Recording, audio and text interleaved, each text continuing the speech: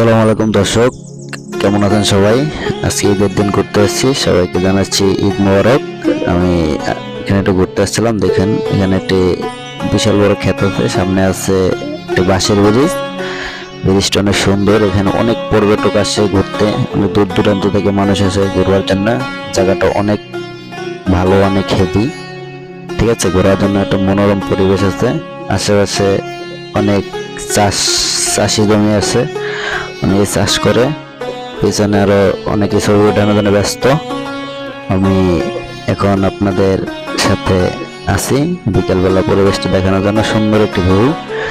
আর বিশেষ করে সামনে কিছু ভাই বোনেদের আছে, তাদের সাথে একটু কথা বলে দেখবো আসলে এই জায়গাটা পরিবেশ কিরকমের। সামনে বাঁশের ব্রিজ দেখতেছেন, অনেক সুন্দর।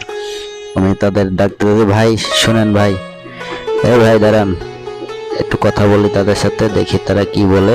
অবশেষে আমি তাদের কাছে যাচ্ছি। আপনারা দেখতেছেন ভিউটা অনেক সুন্দর, বিকেলবেলা ঘোরার জন্য অনেক ভালো জায়গা।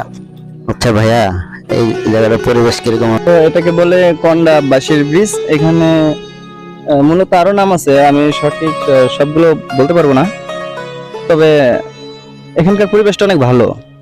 আচ্ছা, এখানে আজকে ঈদের দিন যে আসছেন, আপনার ফিলিংসটা কিরকম?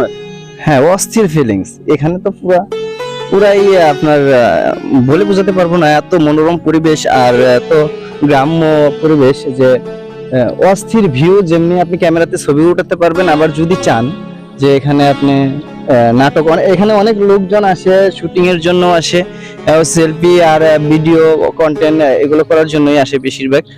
তো আপনিও চাইলে করতে পারবেন। হ্যাঁ, অনেক অনেক ভালো। অবশেষে ভাইদের মুখ থেকে কিছু কথা শুনলাম, আমার ভালো লাগছে। ভাইরা ঘুরতে এসেছিল, আপনারা যদি আসতে চান আসতে পারেন।